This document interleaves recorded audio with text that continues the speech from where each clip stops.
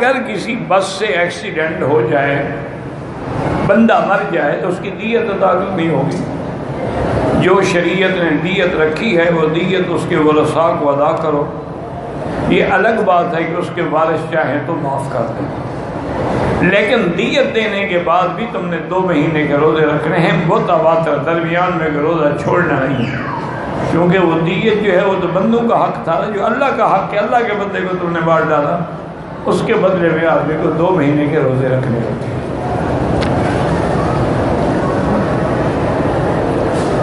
بھائی ایک ہے جھوٹی قسم، اس کا کوئی کفارہ نہیں ہے۔ کیا تم نے بنا رکھا ہے کہ جھوٹی قسم کھا لو تو کفارہ دے دو؟ کفارہ کی کیسے بتایا آپ کو؟ جھوٹی قسم جو ہے وہ تو بہت بڑا گناہ ہے، شہادت رسول، اس کا کوئی کفارہ نہیں، اس کو توبہ کریں کہ اللہ تبارک و تعالیٰ گناہ معاف کر۔ کفارہ ہوتا ہے اس قسم کا کہ کوئی بندہ قسم کھا لے کہ میں اپنے بھائی کے گھر میں نہیں جاؤں گا، قسم کھا لی، تو ایسی قسم کو توڑ دے اور کفارہ ادا کرے۔ یہ معنی نہیں ہے کہ جھوٹی قسم کا کیا کفارہ ہے، وہ تو گناہ ہے۔ جیسے کہ سیدنا ابو بکر کے گھر میں مہمان آئے رضی اللہ عنہ، آپ کو سرکار کے پاس دیر ہو گئی، واپس آئے، پوچھا بیوی سے، مہمانوں کو کھانا دے دیا؟ انہوں نے کہا کھانا دیا۔ انہوں نے کہا کہ ہم حضرت ابو بکر کے بغیر نہیں کھائیں گے۔ نے کہا عجیب مہمان ہے، واللہ لا، اچھا میں نہیں کھاؤں گا۔ وہ کھانا لے آئے، انہوں نے کہا کہ تم نے ایسا کیوں کیا؟ انہوں نے کہا واللہ لا، ابو بکر ہم بھی قسم کھاتے ہیں تیرے بغیر نہیں کھائیں گے۔ حضرت ابو بکر کی بیوی نے سنا، انہوں نے کہا واللہ لا، اگر جب تم مہمان بھی نہ کھائیں، آپ بھی نہ کھائیں، مجھے بھی قسم ہے اللہ کی میں نہیں کھاؤں۔ تھوڑی دیر کے بعد حضرت ابو بکر نے فرمایا اچھا میں قسم توڑتا ہوں، میں کھاتا ہوں، جب میں کھاؤں گا تو بیوی بھی کھائے گی، مہمان بھی کھائیں گے۔ تو آپ نے کھانا کھا لیا، تو صبح حضور کی خدمت میں عرض کیا کہ یا رسول اللہ، عرض آپ نے بہت اچھا کیا، ایسی قسمیں توڑ دینی چاہیے، اب 10 مسکینوں کو 2 وقت کا کھانا کھلا دو۔ یعنی بعد میں غصے میں آ جاتا ہے نا جی میں بیٹے سے بات نہیں کروں گا، میں بیوی سے بات نہیں کروں گا، یہی قسم ہے، اس کا کفارہ ہے۔ جھوٹی قسم کا کیا کفارہ ہے؟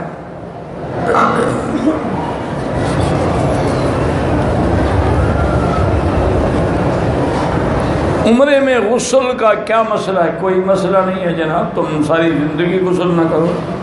کس نے کہا ہے آپ کو؟ وہ تو سنت ہے، اگر آپ سنت سے بھاگتے ہیں تو نہ کریں، وضو کر کے نیت کر لیں۔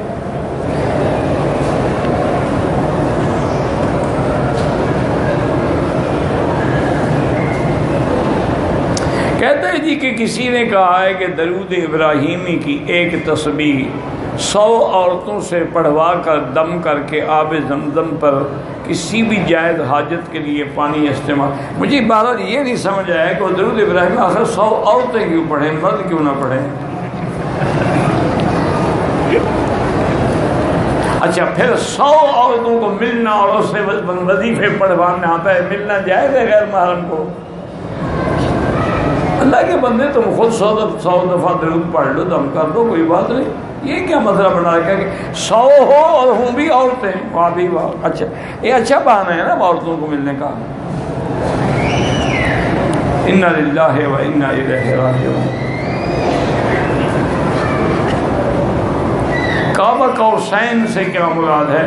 یہ کمان کی 2 کنارے جو ہیں نا، یہ اس کو آگے رسی لگی ہوتی ہے، قوسین، یعنی اتنا قریب ہو گئے، مراد جبریل ہے، حضور اللہ کے قریب نہیں ہو گئے اتنے۔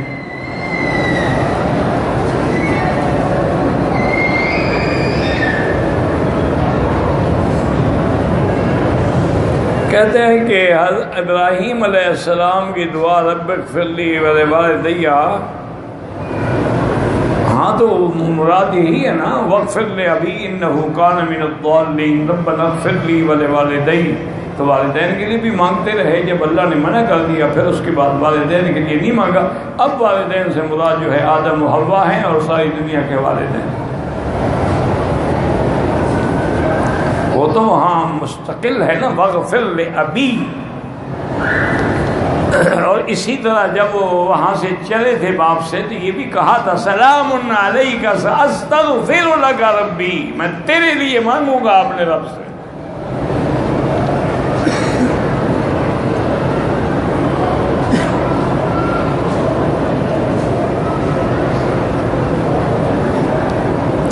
بہرحال اگر آپ نے ڈاکٹر سے چیک کرنے کے لیے دوران میں خون نکالا ہے پھر وضو کرنا پڑے گا. جب خون نکل گیا باہر تھوڑا ہو یا بہت ہو تو باہر آ گیا نا بدن سے تو اس کے لیے وضو ضروری ہے. جو پڑھی ہے نماز دوبارہ لوٹاؤ.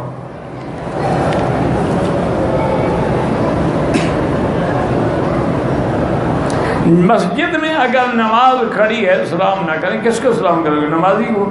یعنی وہ چھوڑ کے پہلے تمہیں جواب دے.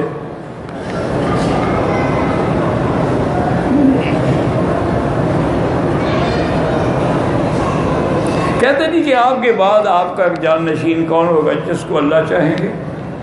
یعنی پہلے مجھ سے جان چھڑانا چاہتے ہو نا تاکہ میں مروں گا تو جانشین آئے گا نا. یہ اچھی دعا کر رہے ہو.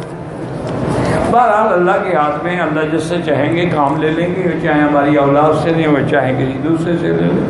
یہ تو اس کی مرضی ہے. اللہ اعلم.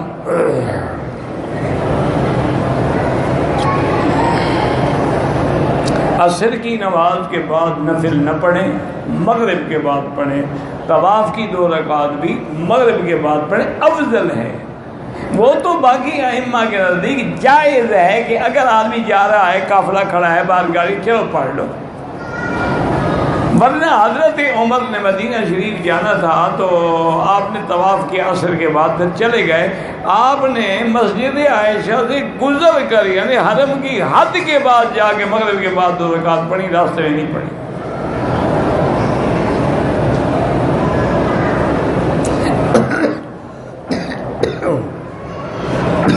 عمرے کے دوران عورت کے چہرے پہ کپڑا لگ جائے کچھ نہیں ہوتا. اللہ کے بندے لگ جائے. مانا ہے کہ وہ نقاب باندھ کے نہ رکھے.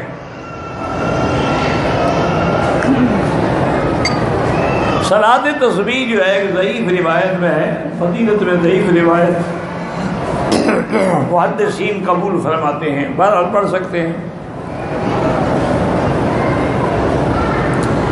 حیض آیا 7 دن کے بعد پاک ہوئی غسل کیا عمرہ کیا. بعد میں معمولی نشان تھا. انشاءاللہ وہ حیض نہیں ہوگا.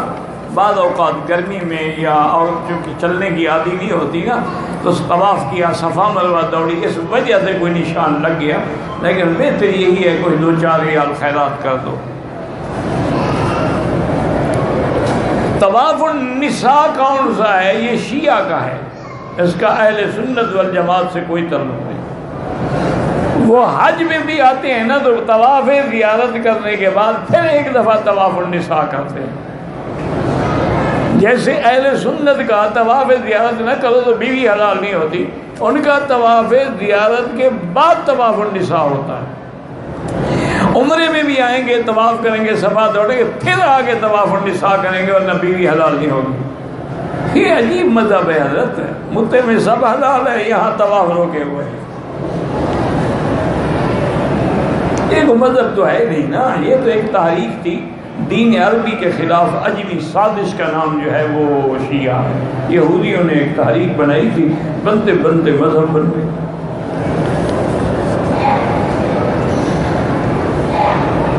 حضرت علی کی پیدائش کے بارے میں آتا ہے کتابوں میں کعبے میں. لیکن کعبے سے مراد مکہ ہے حرم ہے. جیسے حدیم بالغ الکعبہ کہ حج کی بکری کعبے میں ذبح کرو. تم تو مینا میں ذبح کرتے ہو. تو جیسے اس کو حرم کہتے ہیں مسجد الحرام کہتے ہیں پورے حرم کو کعبہ بھی کہتے ہیں. اور اگر اندر ہوئی بھی ہو تو کوئی بڑی بات نہیں. حضرت زید کے بارے میں بھی آتا ہے.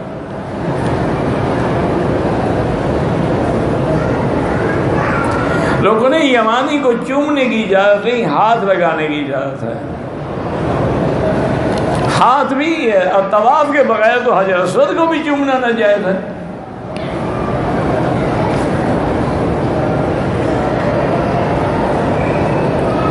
کہتے جی کہ مکہ شریف کے شہر میں کسی مسجد میں نماز پڑھیں یا حرم مکہ کعبے کی مسجد تو یہاں تو 27 لاکھ ملے گا وہاں 1 لاکھ ملے گا.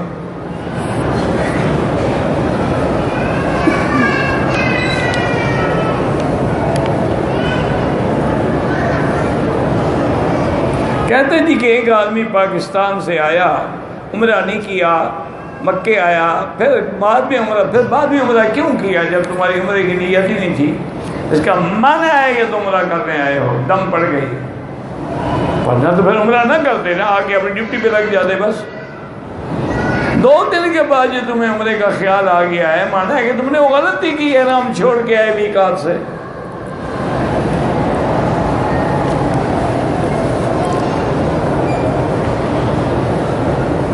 حضرت میں تعمیر کام کرنے والا، میرے کچھ نصیحت کریں جس میں دین دنیا کی کامیابی ہو۔ آپ کام دیانت امانت سے کریں، اس میں دھوکہ نہ کریں، بس یہی کامیابی کا راز ہے کہ اگر آدمی مزدور ہے تو بالکل ٹھیک مزدوری کرے۔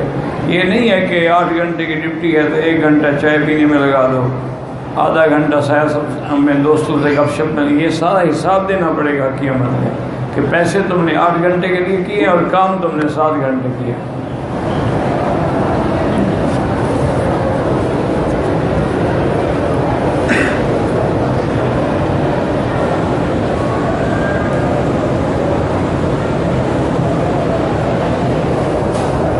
کہتے ہیں جی کہ میرا 2 بچوں کی ماں ہوں، بڑا بچہ 2.5 سال کا ہے، مزید بچوں کی پیدائش سے میری صحت کو تو کوئی خطرہ نہیں ہے، لیکن میں اپنی تمام توانائی ان 2 بچوں پر خرچ کرنا چاہتی ہوں، آپریشن کرا کے بچے بند کرنا چاہتی تاکہ تمہارا فگر خراب نہ ہوں، تمہاری باڈی پر جو اثرات نہ پڑیں۔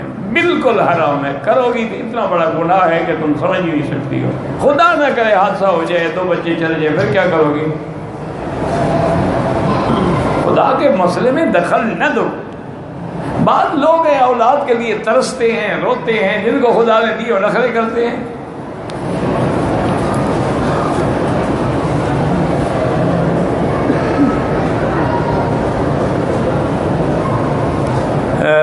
مولانا عیسیٰ خان اچھا گورمانی گوجنا فوت اللہ مغفر ورحمہ وتجاوز عنہ وادخلہ فی الفردوس الاعلی۔ بہرحال جتنے بھی علماء فوت ہوئے ان سب پہ اللہ کروڑوں رحمتیں فرمائے۔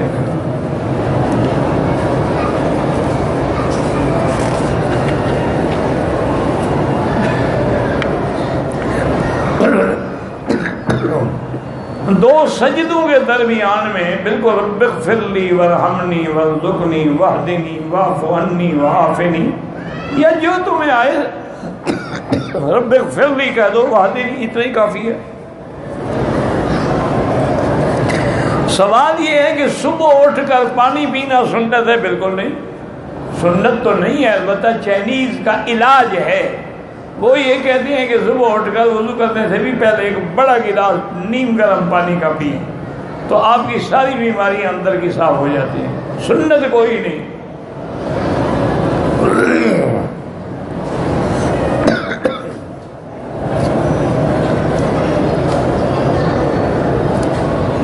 اگر صفا مروہ دوڑنے کے بعد عورتیں چاروں طرف لٹ پکڑ کے بال کاٹیں، بالکل عمرہ نہیں ہوگا۔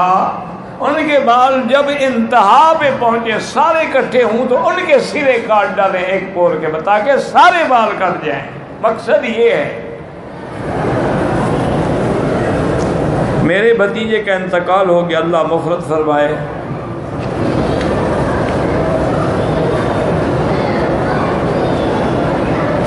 میری والدہ نے عمرے کی سائی 2 کی مکمل کی، یعنی 2 چکر لگائے، دم پڑ گیا، 2 چکروں سے نہیں ہوتا، طواف زندہ کے لیے نہیں ہوتا۔ پہلی زندگی میں جو نمازیں قضا ہوئی سب سے پہلے توبہ کرو اور اس کے بعد ہر نماز کے ساتھ قضا پڑھتے رہو۔ یہ نہیں ہوگا ہاں اگر ہم مکے میں قضا پڑھیں گے اس کا بھی انشاءاللہ اللہ کا ثواب ملے گا۔ محمد نبی بیمار ہیں، اللہ شفا عطا فرمائے۔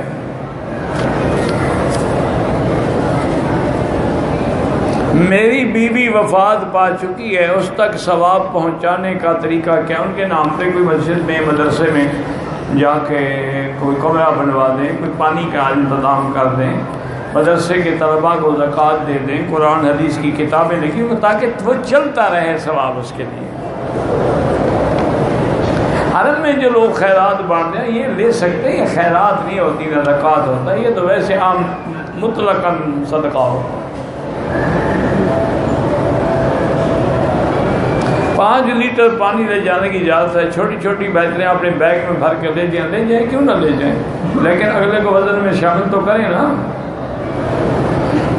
پانی کی مقصد یہ ہے کہ نہیں اس سے زیادہ وزن نہ ہو، کیونکہ لوگوں نے پہلے یہ کیا تھا کہ 10 لیٹر کی اجازت، انہوں نے 20 لیٹر کے 10 کین رکھے ہوتے تھے، تو جہاز کے بیلنس متوازن بگڑ گیا، تو ڈر گئے، انہوں نے سختی کی۔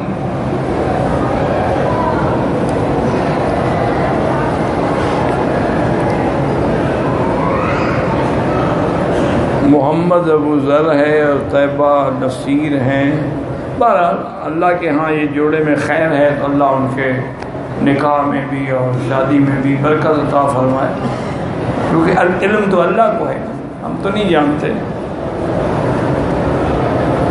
احرام باندھنے سے پہلے جو غسل کیا جاتا ہے وہ غسل سنت ہے، نہ کریں، آپ کی مرضی ہے۔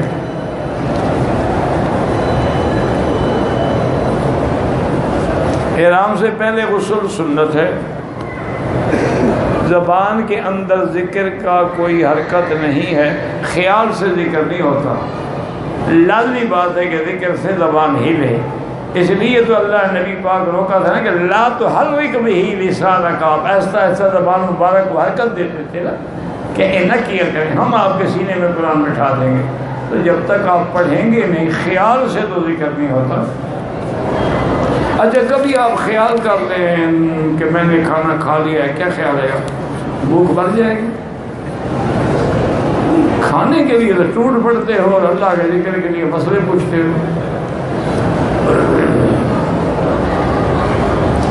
جو آدمی حرام کمائی کھاتا ہے، نماز کا اس کو ثواب ملے گا، حرام کمائی کے لیے جہنم میں جوتے پڑیں گے۔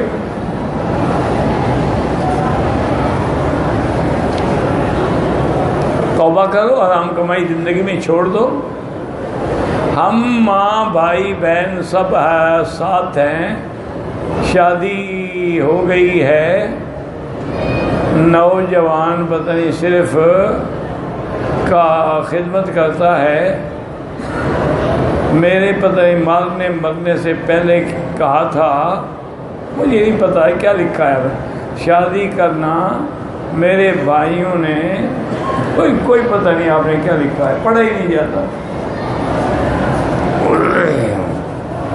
ایسی پنسل ہے جو لکھی ہوئی واضح نہیں ہے،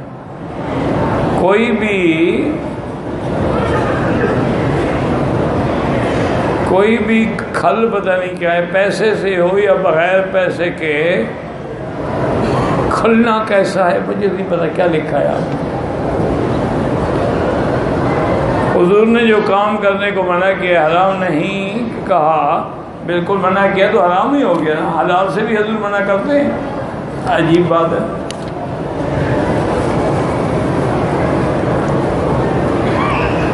قرآن کریم کی 3 پاروں کی تفسیر عرب سے ملتی ہے، جو نماز کا طریقہ وہ اہل حدیث علماء کے نزدیک ہے، احناف کے نزدیک نہیں ہے۔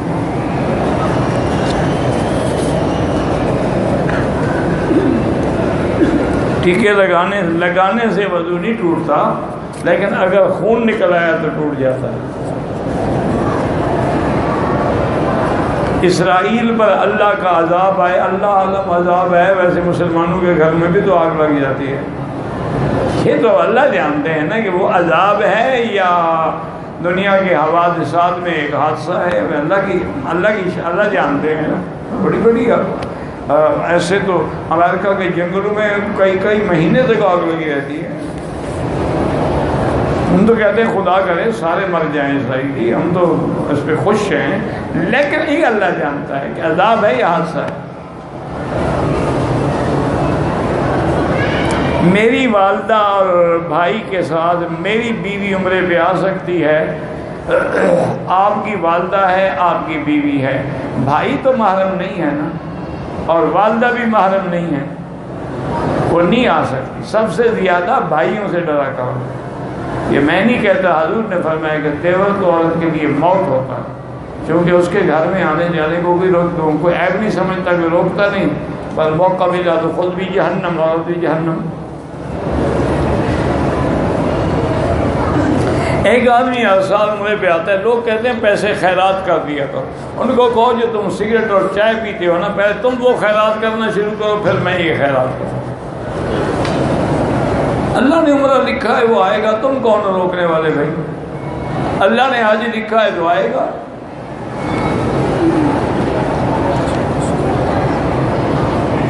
ہمارے امام مسجد کی پاؤں کو کھڑا نہیں کرنا، پاؤں کی زمین پر لگاتا ہے، پتہ نہیں، مجھے نہیں پتہ کیا لکھا ہے، مجبوری ہے کہ بیماری ہے تو الگ بات ہے۔ سجدے میں پاؤں رکھنے کی یہی بات ہے، انگلیوں کا رخ بھی کعبے کی طرف ہو اور دونوں پاؤں زمین پہ ہوں۔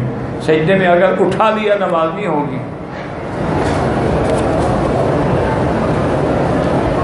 طواف کریں اجر میں، ہم بالکل، آپ کو بھی ثواب ملے گا، جس کے لیے کہ اس کو بھی ملے گا۔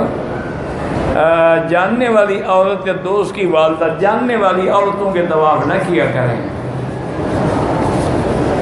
تم نے کسی جاننے والے مولوی کا تو کبھی طواف نہیں کیا، عورت کا خیال کیوں آ رہا ہے؟ مانے نیت خراب ہے اور کیا، پیسے تو ہے نہیں نا، اس کو اس طرح مار دے گا تیرے لیے طواف کرتا رہا۔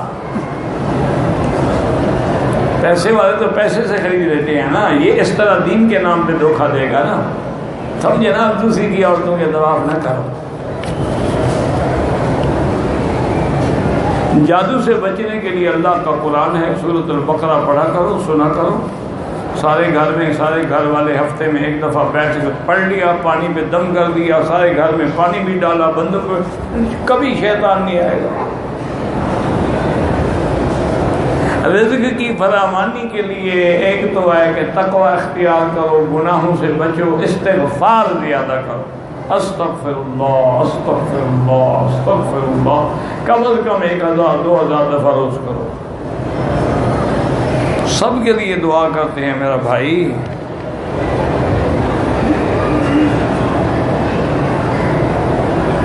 اچھا جی، اللہ تبارک و تعالیٰ جو حق پہ ہوں ان کو فتح نصیب کرے، مجھے تو نہیں پتا۔ نماز جنازہ کے بعد دعا کرنا بدعت ہے۔ رزق بیوی کے مقدر میں ہوتا ہے، تو جب تک بیوی نہ ملے بندہ بھوکا مرتا رہتا ہے، کیا بے وقوفی ہے۔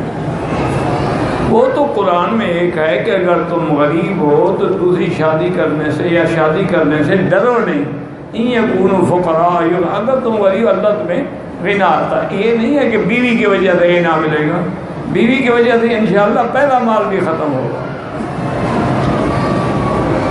وہ روز بیوٹی پارلر میں جائے گی، کتنا خرچہ ہوگا، شاپنگ کرے گی، شادیوں میں جائے گی، نئے نئے ڈریسز اختیار کرے گی، تو خرچہ بڑھے گا، رزق تھوڑا بڑھتا ہے۔ یہ تو پاگلوں نے بڑھا رکھا ہے۔ کچھ عورتوں نے بھی چکر چلایا ہوگا نا کہ رزق ہماری وجہ سے بڑھ رہا ہے، اس سے پہلے وہ بھیک مانگتا تھا، جب سے تم آئی ہو کروڑ پتی ہو گیا ہے۔ میرا بیٹا جو طائف میں رہتا ہے،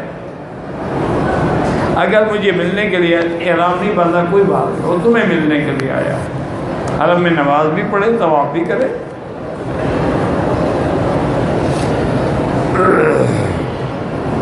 روایات میں آیا ہے کہ تورات، زبور، انجیل بھی قرآن کی طرح کلام اللہ ہے یا نہیں ہے؟ کلام اللہ تو نہیں ہے، وہ کتاب اللہ ہے۔ کلام تو وہ ہوتا ہے جو اللہ نے پڑھا ہو، نہ اللہ نے تورات پڑھ کے دی ہے، نہ زبور پڑھ کے دی، وہ تو کتاب کی کتاب پکڑا دی، وہ تھوڑی تھوڑی کر کے نہیں اتنی ہوتی، یکدم کتاب دے دی گئی۔ وہ کتاب اللہ تو ہے، کلام اللہ نہیں ہے۔ کلام اللہ صرف قرآن ہے، یہ کلام اللہ بھی ہے، کتاب اللہ بھی ہے۔ اسی لیے تو یہ محفوظ ہے نا کہ اللہ کا کلام ہے، جب اللہ کی ذات باقی اس کا کلام بھی باقی۔ وہ چونکہ کلام اللہ نہیں تھی تو ختم ہو گئی۔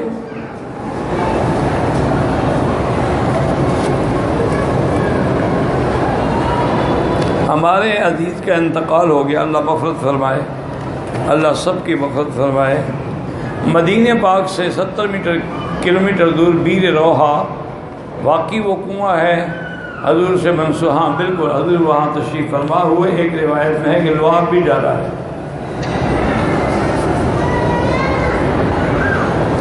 میرے بچے فوت ہو گئے ہیں بغیر کسی بیماری کے، میرے باقی بچوں کا وہم کیسے میری بیٹی بات یہ ہے کہ موت کا ایک وقت مقرر، جن کا آئے گا اس پہ آئے گا، یہ تو نہیں کہ سب پہ آ جائے، اللہ کے ہاتھ میں ہے، اللہ چاہے تو بغیر بیماری کے فوت ہو جائے۔ اس کا علاج یہی ہے قرآن پڑھو اور اللہ کا ذکر زیادہ کرو، ذکر سے دل مطمئن ہوتا ہے۔